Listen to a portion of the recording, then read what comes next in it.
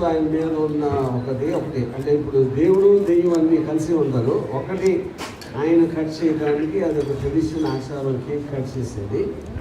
కానీ నా మనసులో ఆయన మీద ఉన్నదానికి ఒక డెమాన్స్ట్రేషన్ చేయడానికి మీరు ఒకసారి చూడండి.